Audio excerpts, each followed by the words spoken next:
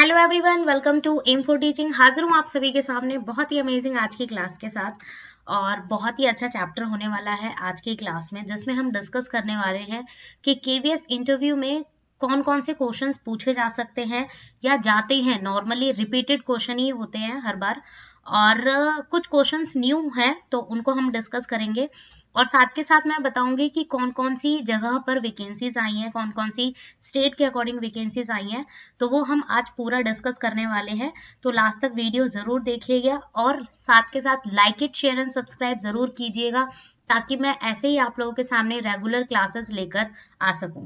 और साथ के साथ जो हमारे ग्रुप है एम फॉर टीचिंग के ग्रुप और चैनल, उसको जल्द से जल्द ज्वाइन कीजिएगा। नीचे लिंक आप लोगों को डिस्क्रिप्शन में मिल जाएगा, ताकि वहां पर भी आप लोगों को पीडीएफ्स, नोट्स एंड अदर जो कंटेंट है हमारा किसी भी टीचिंग एग्जाम से रिलेटेड अपडेटेड, वो आप लोगों को टाइम टू टाइम पर मिलता रहे। तो स्टार्ट करेंगे। सबसे पहले तो वैकेंसीज के बारे में मैं बता देती हूँ। 2025 में हर बार, सबसे पहले तो 2025 के अलावा अब तक जितने भी साल हमारे गए हैं, हर बार वैकेंसीज आती हैं कॉन्ट्रैक्ट बेस पर। एवरी स्टेट में आती हैं, याद रखेंगे। और ये कॉन्ट्रैक्ट आप लोगों का 1 साल का भी हो सकता है, 2 साल का भी हो सकता है, 6 महीने का भी हो सकता है। तो ये डिपेंड करता है कि कौन से स्टेट में किसके अकॉर्डिंग वैकेंसीज आई हैं। तो सबसे पहले तो मैं बात करूंगी, कुछ वैकेंसीज हमारी निकल चुकी है, यानी कि 5 फरवरी को, 8 फरवरी को, 10 फरवरी को उनका हो चुका है इंटरव्यू। अब जो अपकमिंग है उनको मैं डिस्कस करूंगी। तो सबसे पहले आजमगढ़ में, आजमगढ़ यूपी में हमारे सामने वैकेंसी है। याद रखेंगे, जो भी कैंडिडेट अगर इंटरव्यू देना चाहता है तो दे सकता है। 13 और 14 फरवरी को इसका इंटरव्यू होगा, ठीक है, आजमगढ़ यूपी में। दूसरा है हमारे सामने शाहिद नगर दिल्ली। शाहिद नगर, जो भी शाहिद नगर से बिलोंग करते हैं या मतलब उनको ऐसा लग रहा है दिल्ली में किसी भी जगह से, आप लोग फॉर्म फिल कर लीजिए, ऑफलाइन होता है। और उसमें भी आप लोगों को 18 और 19 फरवरी को इंटरव्यू होगा, तो आप लोग दे सकते हैं। ये दिल्ली में है, ठीक है। थर्ड जो वैकेंसी आई है हमारे सामने नोएडा यूपी, और ये आया है हमारा एक तरीके से सेक्टर 24, ठीक है। तो इसका जो इंटरव्यू होने वाला है 18 और 19 फरवरी को होने वाला है। तो जो भी कैंडिडेट्स चाहें तो यहाँ पर भी अपना अप्लाई कर सकते हैं। भटिंडा कैंट पंजाब, याद रखेंगे। तो भटिंडा में भी आए हैं हमारे सामने वैकेंसीज, और इसका जो इंटरव्यू होगा वो 14 फरवरी को होगा, याद रखेंगे। देन है हमारे सामने अजमेर का है, और ये है नसीराबाद। नसीराबाद से अगर कोई बिलोंग करता है, वो अगर देना चाहता है इंटरव्यू तो दे सकता है। तो इसका भी जो इंटरव्यू होगा वो 12 और 13 को होगा, ठीक है। तो इस चीज को याद रखेंगे। आज तो 12 तारीख हो ही गई है, तो कल का दिन है। अगर आप लोग तक वीडियो पहुंच रही है तो आप लोग देख सकते हैं। नसीराबाद अजमेर में हमारे सामने वैकेंसीज आई हैं। देन है हमारे सामने रेल परिसर यूपी, यानी कि गोंडा में वैकेंसीज हैं ये। और इसका मतलब पूरा एक तरीके से इंटरव्यू होने वाला है, ये 19 को होने वाला है, गोंडा यूपी में, ठीक है। तो जो भी अगर आसपास से रिलेट करता है तो आप लोग दे सकते हैं। 19 फरवरी को इसका मतलब इंटरव्यू होगा। 7th हमारे सामने जोधपुर में वैकेंसीज आई हैं, ठीक है, जोधपुर राजस्थान, जोधपुर के अकॉर्डिंग। और इसका जो रहेगा वो रहेगा 18 और 19 को ही इंटरव्यू रहेगा, याद रखेंगे। देन है हमारे सामने हल्द्वानी। हल्द्वानी में भी वैकेंसीज आई हैं, तो आप लोग इसके लिए भी अप्लाई कर सकते हैं। ऑफलाइन ही होता है, आप लोगों को फॉर्म फिल करना होगा, जो ऑफिशियल साइट है वहां पर सर्च करके और फॉर्म फिल करके फोटो वगैरह अटैच करके सब कुछ ले जाना होगा। तो उसके बाद डॉक्यूमेंट्स भी वहां पर मतलब मांगे होंगे, तो वो भी सारी की सारी चीजें आप अटैच करके ले जाएंगे। तो ये हल्द्वानी में 18 और 19 को भी इसका इंटरव्यू है फरवरी में। और अभी तो है थोड़ा टाइम, तो आप लोग अपने प्रिपेयर मतलब कर सकते हैं। वेस्ट बंगाल से जो बिलोंग करता है, वेस्ट बंगाल में भी हमारे सामने वैकेंसीज आई हैं। सलुआ जगह है वेस्ट बंगाल में, और इसका भी इंटरव्यू होने वाला है 13 और 14 फरवरी को, ठीक है। देन है हमारे सामने हेबल। हेबल बैंगलोर। हेबल बैंगलोर से जो बिलोंग करता है, बैंगलोर के आसपास अगर आप लोग रहते हैं तो वहां पर आप 18 फरवरी को जाकर इंटरव्यू दे सकते हैं केवीएस में, कॉन्ट्रैक्ट बेस पर। इस चीज को भी याद रखेंगे। देन है हमारे सामने सोनीपत में भी वैकेंसीज आई हैं, हरियाणा सोनीपत। तो इसमें भी इसका जो इंटरव्यू होगा वो 27 फरवरी को होगा। तो ये जो भी मैंने जगह आप लोगों को बताई है अपडेटेड है, और ऑफिशियल साइट पर जाकर आप लोग इनके फॉर्म वगैरह फिल कर सकते हैं, और जो भी क्राइटेरिया दे रखा है उसके हिसाब से आप लोग डॉक्यूमेंट वगैरह ले जाइए, टाइम पर पहुंचिए और इंटरव्यू देकर क्या पता आप लोग मतलब एक तरीके से आप लोगों की प्रिपरेशन अच्छी हो और इंटरव्यू आप लोगों ने मतलब अच्छे तरीके से प्रिपेयर कर रखा हो, तो उस हिसाब से आप लोगों का सिलेक्शन हो सकता है। तो बहुत ही अच्छा मौका है यहाँ पर आप लोगों के लिए। बाकी आप लोगों को जो भी डाउट्स हैं तो आप लोग कमेंट्स में या किसी भी लिंक से जुड़कर पूछ सकते हैं। अब बढ़ते हैं कि कौन कौन सी चीजें या कौन कौन से क्वेश्चंस आते हैं। तो सबसे पहले उन चीजों को मैं यहाँ पर लेकर आप लोगों के सामने डिस्कस करूंगी। भाई आप लोग लाइक इट नहीं करते हैं बिल्कुल भी, और सब्सक्राइब करना तो भूल ही गए हैं क्योंकि काफी टाइम से मैंने क्लासेस नहीं ली थी। तो एक मतलब मैं अपडेट होती रहती हूँ पूरे दिन, और मुझे कुछ भी ऐसा पॉजिटिव आप लोगों का सपोर्ट नहीं मिल रहा है। तो please like it and share and subscribe जरूर कीजिएगा। तो सबसे पहले आगे बढ़ते हैं। ये कॉमन चीजें हैं जो आप लोगों को मैं बता दूं सबसे पहले तो, कि आप लोग इंटरव्यू के लिए जाएंगे तो ड्रेसिंग सेंस आप लोगों का बेस्ट होना चाहिए, एक तरीके से फॉर्मल होना चाहिए, ज्यादा इस तरीके से नहीं लगना चाहिए कि आप लोग पार्टी में जा रहे हैं या कुछ। तो ड्रेसिंग सेंस आप लोग बिल्कुल अच्छे से एक टीचर लुक आप लोग बनाकर जाएं, चाहे मेल हो चाहे फीमेल हो। To be on time, time पर पहुंचना है, जो भी पर्टिकुलर टाइम दे रखा होगा उसके हिसाब से आप लोग पहले ही पहुंच जाएं, ताकि और भी चीजें अगर वहां पर कुछ मतलब बता दिया जाए तो वो भी आप लोग वहां पर कर सकें। कॉन्फिडेंस आप लोगों को रखना है, ओवर कॉन्फिडेंस नहीं होना है कि मुझे तो सब आता है, मेरा तो हो जाएगा सिलेक्शन, ऐसा कुछ भी नहीं करना है। कॉन्फिडेंस रहिए, घबराना नहीं है, इतना भी ज्यादा डिफिकल्ट या टफ लेवल की चीजें नहीं पूछी जाती हैं, तो नॉर्मल बिहेवियर रखना है वहां पर आप लोगों को, ठीक है। और बहुत सारी चीजें हैं जहां पर कुछ क्वेश्चंस ऐसे होंगे जो एक तरीके से पूछे जाएंगे, तो वहां पर आप लोगों को बस नो आइडिया बोलना है, ठीक है। कुछ ऐसी चीजें नहीं मतलब कि शो करनी है जहां पर आप लोगों का बिहेवियर या एक आप शिक्षक या टीचर के लिए जा रहे हैं तो वहां पर आप लोगों का थोड़ा सा मोरल डाउन वाली चीजें नहीं दिखनी चाहिए। अगर आपको कोई भी क्वेश्चन नहीं आता है किसी भी चीज से रिलेटेड, अगर वो पूछ लेते हैं आपकी स्टेट से रिलेटेड या आपसे रिलेटेड, आपके मतलब एक तरीके से इंट्रोडक्शन में आपसे कुछ पूछ लिया जाए, तो अगर आपको नहीं पता है तो आप लोगों को नो आइडिया बोलना है, मतलब नॉर्मली कि हमें इसके बारे में जानकारी नहीं है। तो वो आप लोग आगे क्वेश्चंस वो कंटिन्यू करेंगे या नहीं करेंगे तो वो उनकी मर्जी होगी, ठीक है। तो अपना कोई पैराग्राफ या कोई स्टोरी या कोई ऐसी बनी बनाई कहानी नहीं बतानी है। तो ये 4 चीजें जो मेन है वो चीजें आप लोगों को याद रखनी है। अब बढ़ते हैं क्वेश्चंस की ओर। तो सबसे पहला क्वेश्चन जो सबसे कॉमन है हर किसी भी इंटरव्यू में, तो यही पूछा जाता है कि टेल मी अबाउट योरसेल्फ। तो normally tell me about yourself it means ये इंट्रोडक्शन होगा, इंट्रोडक्शन या एक तरीके से आप लोगों को अपने बारे में नॉर्मली बताना है। और सबसे मोस्ट इम्पॉर्टेंट, या तो हिंदी में होता है नॉर्मली इंटरव्यू या इंग्लिश में होता है। तो केवीएस ज्यादातर प्रेफर करता है इंग्लिश को, ठीक है। अगर इंग्लिश जो इंटरव्यूअर हैं वो आप लोगों से इंग्लिश में क्वेश्चंस पूछ रहे हैं और आपको हिंदी में जवाब देना है या मतलब आप कंफर्टेबल नहीं है इंग्लिश में देने से, तो आप लोग सीधा सीधा वहां पर मतलब बोल सकते हैं इस चीज को, अपनी मतलब की जो भी बात है वो रख सकते हैं कि मैम मैं इंग्लिश में मतलब कंफर्टेबल नहीं हूं, मैं हिंदी में आंसर देना चाहूंगा या चाहूंगी, ठीक है। तो वहां पर ऐसा नहीं करना है कि उन्होंने इंग्लिश में क्वेश्चन पूछ लिया और आप डायरेक्ट हिंदी में आंसर दे रहे हैं, नहीं, ऐसा नहीं करना है। पहले आप उस चीज को एक तरीके से कंफर्टेबली बताएंगे कि आप हिंदी में कंफर्टेबल है या इंग्लिश में कंफर्टेबल है। हालांकि कई जगह पूछ लेते हैं कि आप सॉरी कि हिंदी में कंफर्टेबल हो आप या इंग्लिश में, तो ये चीज भी आप लोगों को ध्यान रखनी है। हिंदी और इंग्लिश, वैसे इंग्लिश ही प्रेफर की जाती है तो इंग्लिश का ही ध्यान रखना, इंग्लिश में ही अगर इंट्रोडक्शन दो तो बहुत ज्यादा इंप्रेसिव होगा। नेम, प्लेस, एज, एजुकेशन और फैमिली, ये 5 चीजें तो कॉमन आप लोगों को बतानी है, कुछ एक्स्ट्रा नहीं बताना है, कोई कहानी नहीं बतानी है या मैंने ऐसे था वैसे था, कुछ ऐसा कुछ नहीं बोलना है, ठीक है। एक सबसे ज्यादा जो चल रहा है, सबसे ज्यादा मैंने देखा है इस क्वेश्चन को कि आप लोगों से ये पूछा जा सकता है, स्वॉट बोल सकते हैं इसे या SWOT बताइए अपनी, ये मतलब इस बारे में पूछ सकते हैं आपसे कि ये क्या है। तो यहाँ पर आप लोगों को कंफ्यूज हो जाओगे। अगर किसी को नहीं पता है तो आप नो आइडिया कि हमें इसके बारे में जानकारी नहीं है, क्योंकि नहीं पता होता है नई चीज आई है ये क्या है। तो इस चीज के बारे में भी मैं आप लोगों को डिटेल में बता देती हूँ कि इसकी एक फुल फॉर्म होती है, एस का मतलब होता है स्ट्रेंथ, ठीक है, स्ट्रेंथ मतलब आपकी ताकत, ठीक है। W से होता है वीकनेस, जो आपकी कमजोरी या जो भी आप मतलब किसी भी चीज से रिलेटेड पूछ सकते हैं एजुकेशन में, ठीक है। आपका वीक पॉइंट क्या है, आप किस चीज को नापसंद करते हैं, इस तरीके से, ठीक है। और O से हो जाता है हमारा अपॉर्चुनिटी, मौका या अवसर, कुछ भी कह सकते हैं आप लोग, ठीक है। और थ्रेट्स, T से हो जाता है हमारा थ्रेट्स यानी कि खतरा। तो सबसे मोस्ट इंपॉर्टेंट कि आप लोगों को सबसे पहले तो इसकी फुल फॉर्म भी पूछी जा सकती है, क्योंकि ये नया आया, नया क्वेश्चन बहुत ज्यादा वायरल हो रहा है, तो इस क्वेश्चन को मैं इसीलिए लेकर आई हूँ कि ये चीज आपसे पूछ सकते हैं।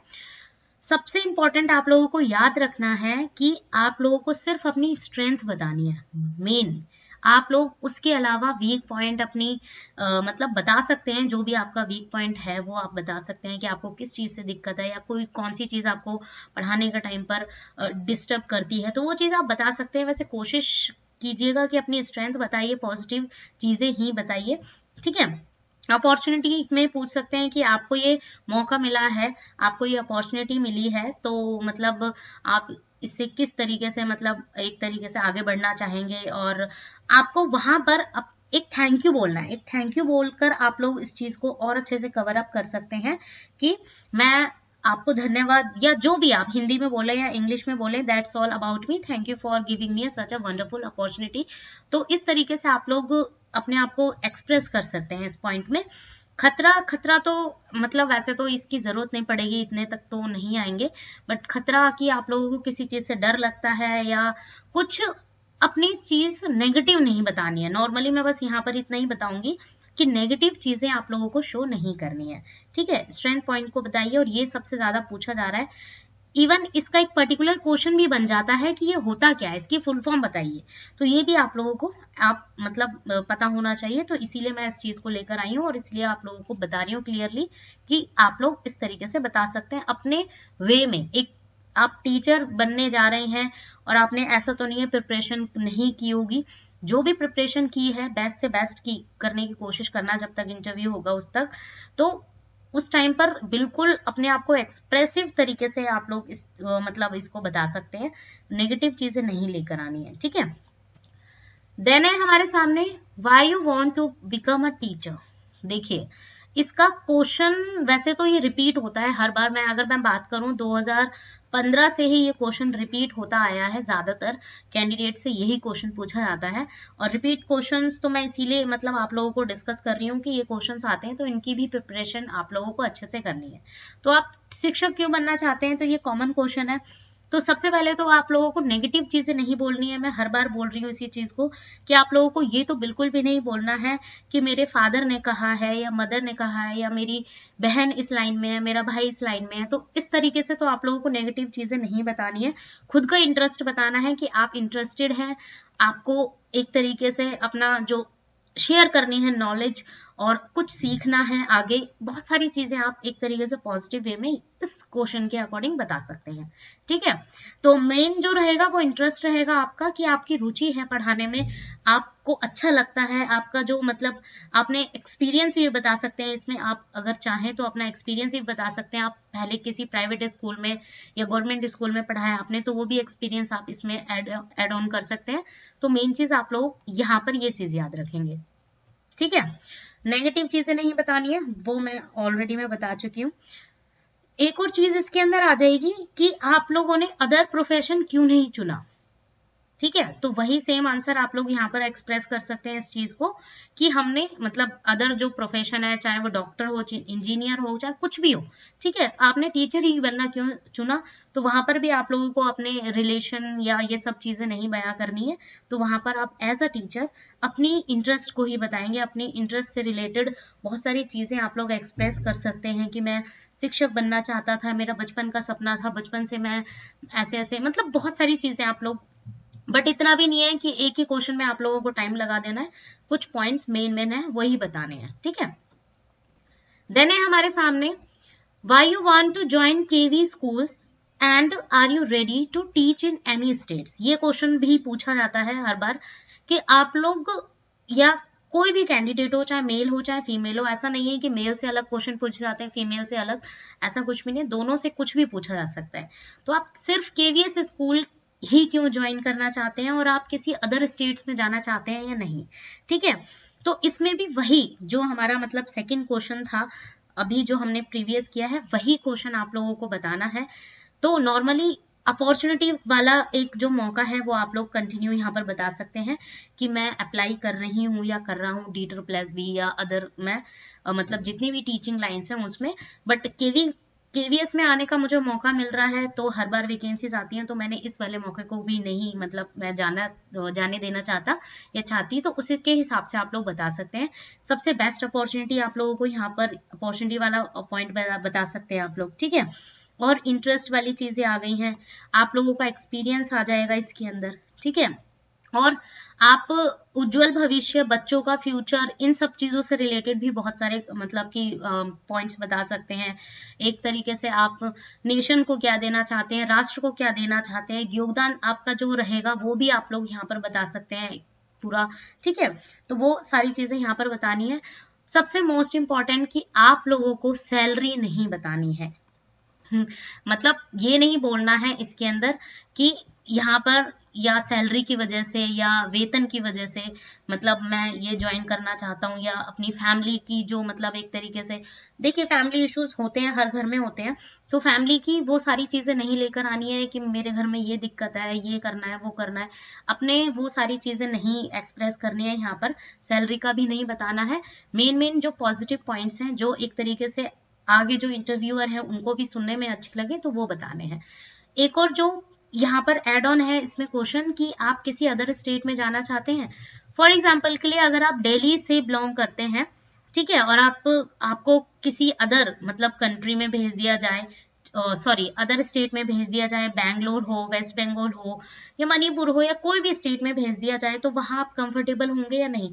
तो नॉर्मली वहां पर भी आप लोगों को यही आंसर देना है कि मुझे पढ़ाने से नॉर्मली आप लोगों का मतलब होना चाहिए कि मैं बच्चों को पढ़ाना चाहता हूँ।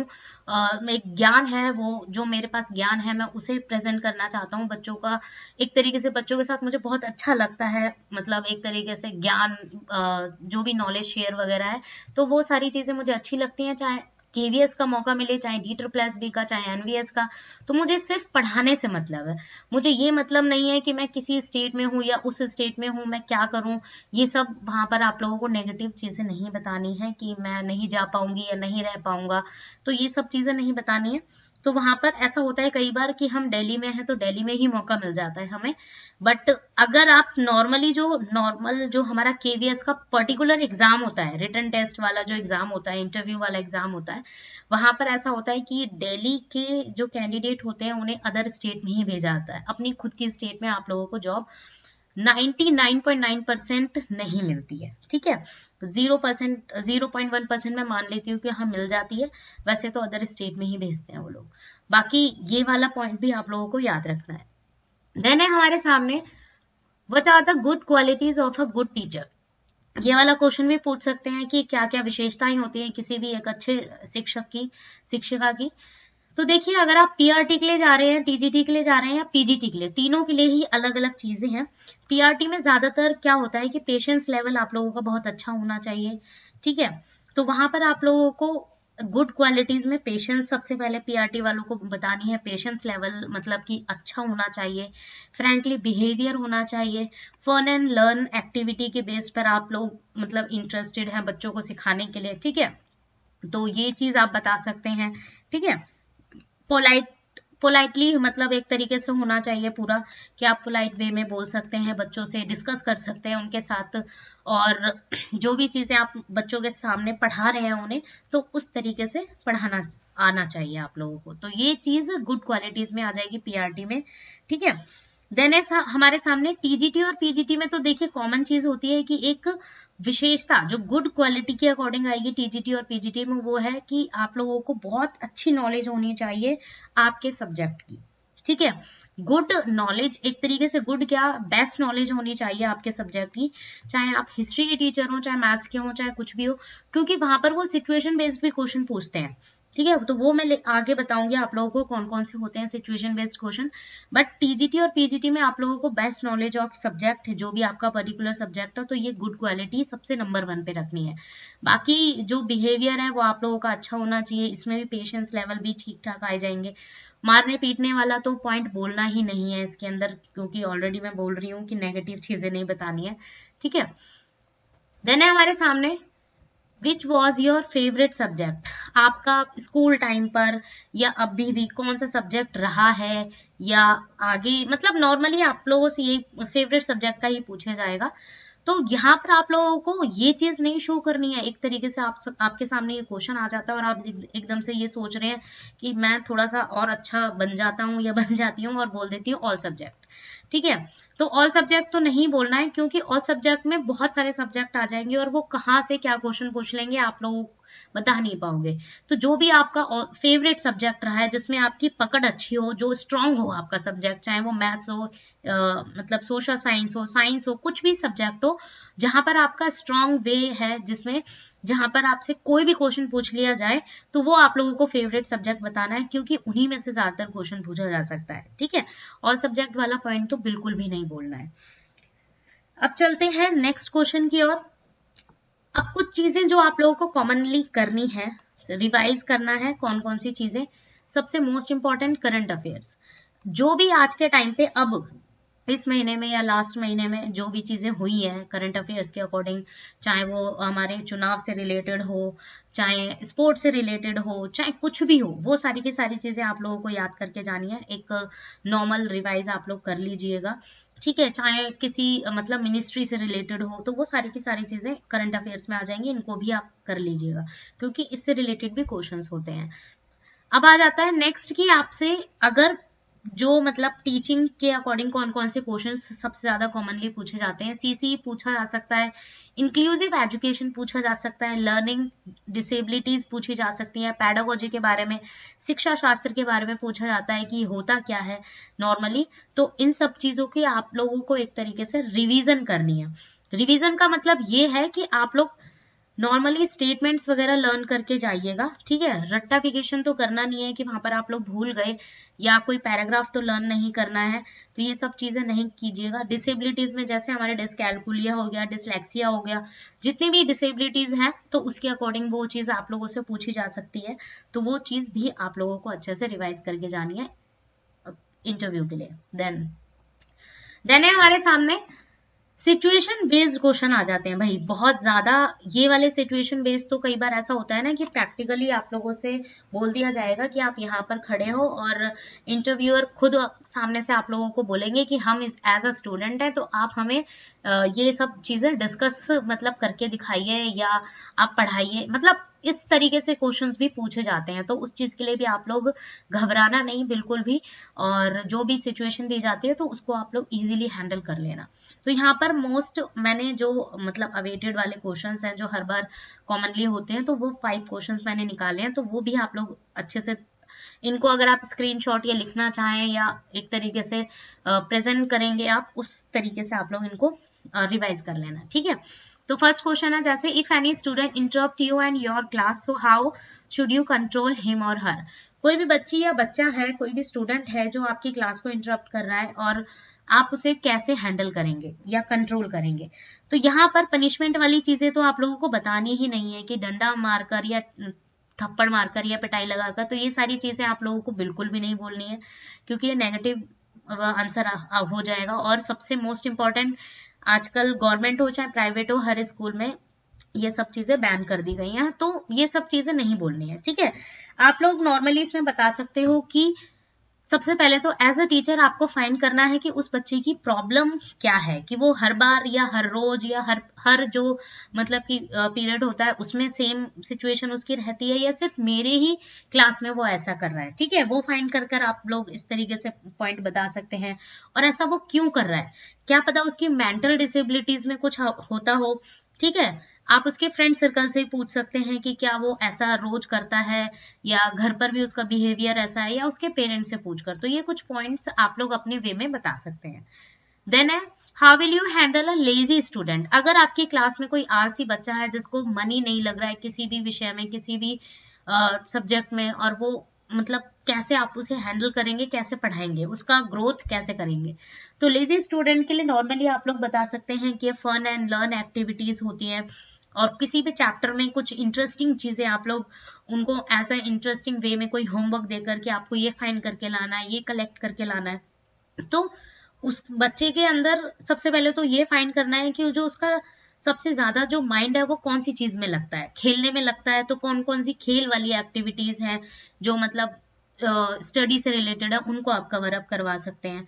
तो ये वाले क्वेश्चंस को आप इस तरीके से अपने वे में बता सकते हैं।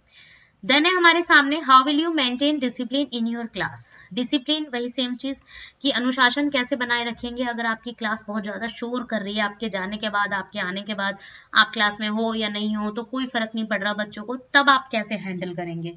तो उसमें भी आप लोग एक तरीके से डिसिप्लिन बनाने के लिए सबसे पहले तो ऐसा भी नहीं है कि बिल्कुल ही आप लोग मतलब रिस्ट्रिक्शन नहीं लगा रहे हैं बच्चों पर। एज अ टीचर ये सब चीजें थोड़ी बहुत तो आप लोगों को मेंटेन करनी पड़ेगी क्लास में, ठीक है। और मार पिटाई ये सब चीजें नहीं बोलनी है डिसिप्लिन के लिए कि हम ऐसे कर सकते हैं, अगर किसी बच्चे ने ऐसा कर दिया तो ये सब नहीं करना है, ये सब नहीं बताना है। डिसिप्लिन में आप लोग एक तरीके से इंटरेस्ट, जो बच्चों की रुचि है, रुचि के हिसाब से आप बच्चों को पढ़ा सकते हैं, ताकि एक तरीके से उनके दिमाग में ये चीज बैठ जाए कि हमें इस टाइम से इस टाइम तक पढ़ना है, और इस टाइम से इस टाइम तक हमारे लिए जो भी चाहे शिक्षक हो, शिक्षिका हो, कोई भी टीचर हो, मेल फीमेल, तो उसके सामने हमें कैसे प्रेजेंट करना है अपने आप को। तो डिसिप्लिन में मेन आ जाएगा कि अनुशासन कैसे बनाए रखना है। तो नॉर्मली चैप्टर से स्टार्टिंग कैसे करनी है, चैप्टर जो भी आपका चैप्टर, जो भी चीज आप पढ़ा रहे हो, तो वहां पर डिसिप्लिन के लिए आप बच्चों को इंटरेस्टिंग वे में पढ़ा सकते हैं, और उनको थोड़ा सा एक तरीके से माइंड में उनका मोरल आ जाएगा कि हाँ हम ये चीज पढ़ रहे हैं दिमाग में, तो हमें इस टाइम से इस टाइम तक ये चीज पढ़नी है, बस इतना। तो ये चीज थोड़ा सा आप मतलब मुझे इस तरीके से लग रहा है कि आप लोग बता ही देंगे अपने, और इसको थोड़ा सा और फाइंड आउट कर लेना कि किस तरीके से बनाना है। बाकी मैंने क्वेश्चंस बता दिया है। देन है, how will you coordinate with angry parents. अगर कोई भी माँ बाप आपके सामने एंग्री है, वो हर बार किसी भी पीटीएम में आते हैं या बच्चों से या किसी भी टीचर से मिलने आ रहे हैं या आपसे मिलने आ रहे हैं, तो आप कैसे हैंडल करोगे अगर वो हर बार गुस्से में रहते हैं। तो नॉर्मली आप लोगों को पॉजिटिव फीडबैक देना है उनके स्टूडेंट का, ठीक है, और ये बताना है कि वो ग्रोथ कर रहा है, बहुत अच्छी ग्रोथ कर रहा है, ठीक है। हालांकि हम भी कोशिश कर रहे हैं और स्कूल भी कोशिश कर रहा है, और भी अदर टीचर्स हैं वो भी कोशिश कर रहे हैं। तो जिस तरीके से एंग्री पेरेंट्स का जो मतलब मूड है, या जो मतलब कि वो हर बार गुस्से में आते हैं, तो अपने बच्चे का थोड़ा पॉजिटिव बिहेवियर सुनकर उनके दिमाग में चीजें आ जाएंगी कि हाँ हमने अच्छे बेस्ट स्कूल में बच्चे को डाला है। तो इस तरीके से आप लोग इस पॉइंट को भी एक्सप्रेस कर सकते हैं। देन है, how will you teach disable student. सबसे पहले तो इस वाले क्वेश्चन में आप लोगों को तो ये बिल्कुल भी नहीं बताना है इंटरव्यूअर को कि हम डिसेबल या मैं डिसेबल बच्चे को नहीं पढ़ा सकता। सबसे पहले तो इंक्लूसिव एजुकेशन का पॉइंट आप लोग यहाँ पर बोल सकते हैं कि जो डिसेबल बच्चा है वो ज्यादातर इंक्लूसिव एजुकेशन के अकॉर्डिंग आता है, और इंक्लूसिव एजुकेशन में मेनली आजकल या आज के टाइम पर जितने भी स्कूल्स हैं, हर स्कूल में इंक्लूसिव एजुकेशन चल रहा है। तो आप ये नहीं बताएंगे कि डिसेबल बच्चों के लिए अलग स्कूल होता है उसमें भेज देंगे या नहीं, नो नेगेटिव कमेंट्स, ये सब चीजें नहीं बतानी है, ठीक है। वहां पर आप लोग बता सकते हैं इंक्लूसिव एजुकेशन का एक एग्जांपल देकर बता सकते हैं डिसेबल स्टूडेंट के लिए, ठीक है। और पॉजिटिव वे में मतलब एक्स्ट्रा टाइम देकर आप लोग उन्हें पढ़ा सकते हैं। तो ये चीजें थोड़ा एक्स्ट्रा करके उन बच्चों के लिए एक्स्ट्रा चीजें करके, और जिनका उनका माइंड लेवल थोड़ा सा ग्रो अप हो सके, तो वो चीजें आप लोग इसमें ऐड ऑन करके इस क्वेश्चन को भी अच्छे से एक्सप्रेस कर सकते हैं। तो ये सिचुएशन बेस्ड क्वेश्चन 5 है, और भी है क्वेश्चंस, आप लोग देख लीजिएगा जब भी इंटरव्यू के लिए जाएंगे आप लोग, तो बहुत सारी चीजें आप लोगों को अच्छे से मिल जाएंगी। तो ये 5 जो कॉमनली यूज होते हैं सबसे ज्यादा, इन क्वेश्चंस पे भी ध्यान रखना। देन है हमारे सामने, why do you choose a teaching profession rather than other profession। वही सेम क्वेश्चन, देखिए किसी भी क्वेश्चन को कैसे भी घुमा फिरा के पूछा जा सकता है, जरूरी नहीं है कि सेम क्वेश्चन को हर बार ऐसे ही पूछे। तो वही सेम चीज, इंटरेस्ट आप लोगों को यहाँ पर बताना है, अपना योगदान देना चाहते हैं आप लोग, और कोई भी नेगेटिव पॉइंट्स नहीं बताना है कि मैं इस लाइन में इसलिए आना चाहता हूँ कि सैलरी बहुत अच्छी है या मुझे अदर स्टेट में जाने का मौका मिलेगा, यहाँ घूमने का मौका मिलेगा, नहीं। तो ये सारी चीजें आप लोगों को नेगेटिव तरीके से नहीं शो करनी है, अपना इंटरेस्ट बताना है, अपनी नॉलेज शेयर करनी है, कुछ सीखने का मौका मिलेगा, ठीक है। तो ये सारी चीजें आप लोग इसमें ऐड ऑन करके बता सकते हैं, जो रेदर देन अदर प्रोफेशंस में नहीं होता है कि आप लोग बच्चों से कनेक्ट होना चाहते हैं, तो ये सारी चीजें, ठीक है। देन है हमारे सामने what do you know about smart classes. Smart classes के बारे में आप क्या जानते हैं और कैसे हैंडल करेंगे बच्चों के साथ। तो नॉर्मली यहाँ पर आप लोग ये बता सकते हैं इस क्वेश्चन में कि जब भी कोई भी चैप्टर होता है, फॉर एग्जाम्पल के लिए ईवीएस का कोई चैप्टर है, चाहे वो प्लैनेट से रिलेटेड हो, ठीक है, प्लैनेट से कोई रिलेटेड, अब उस चैप्टर को हम बच्चों को नॉर्मली रिटर्न में ओरली समझा सकते हैं, ठीक है। बट अगर उन्हें कोई चीज लाइव दिखानी है, ठीक है, लाइव दिखानी है या एक तरीके से 3D या 5D इमेजेस के थ्रू दिखानी है, तो वहां पर हम स्मार्ट क्लासेस का यूज कर सकते हैं। उन्हें हर तरीके से मतलब कि जो उनका जो वे है, और यहाँ पर क्या होगा, बच्चों का इंटरेस्ट लेवल बढ़ जाता है कि हमें स्मार्ट क्लासेस में जाने का मौका मिलेगा, कुछ नया सीखने के लिए मौका मिलेगा।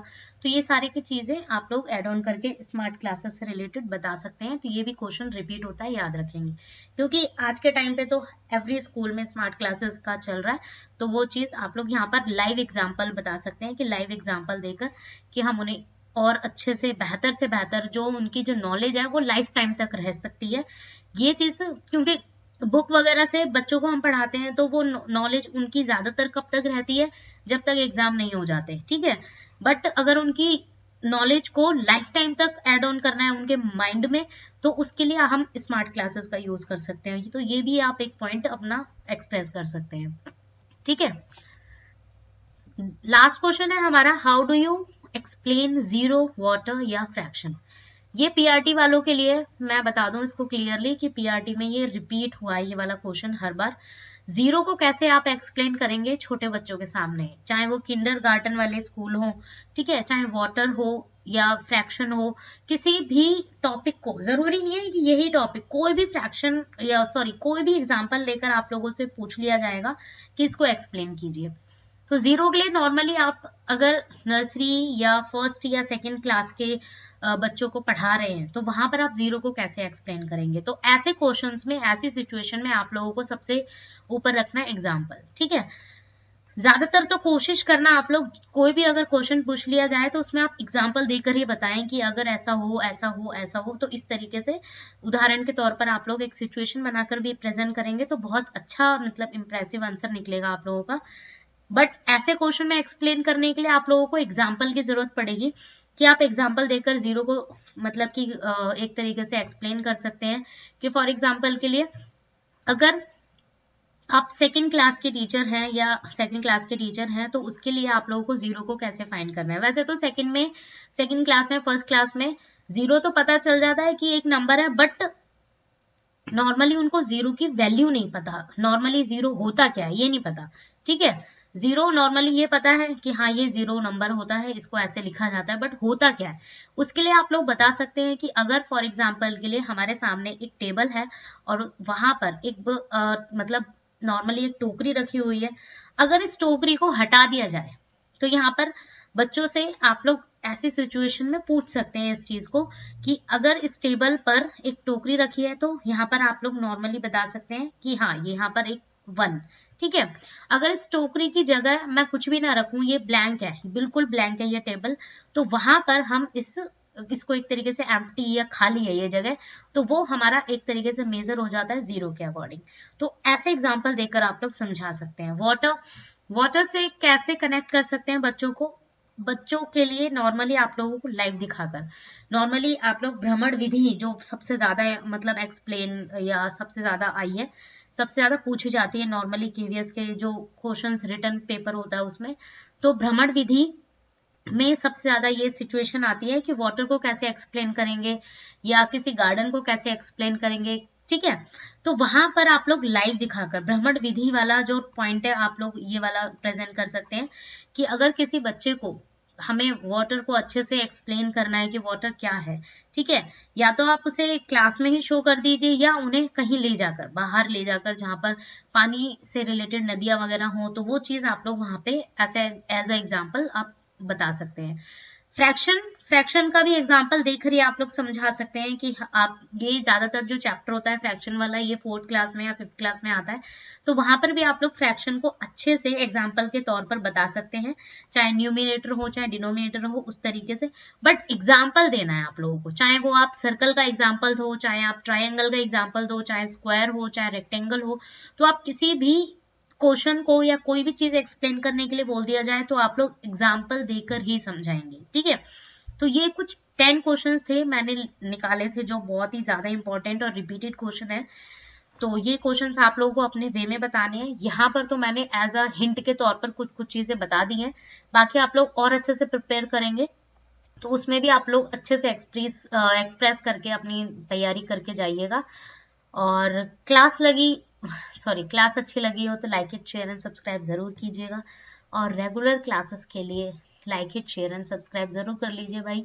बहुत ज़्यादा ज़रूरत है आप लोगों के मोटिवेशन की, और ताकि रेगुलर क्लासेस में लेकर आ सकूं। So thanks for watching, give your positive feedback by like it and comments में जरूर बताइएगा कैसी क्लास लगी, और जो भी आप लोगों को पूछना हो तो वो भी आप लोग कमेंट्स में या किसी भी लिंक से जुड़कर बता सकते हैं। So keep learning, thanks for watching.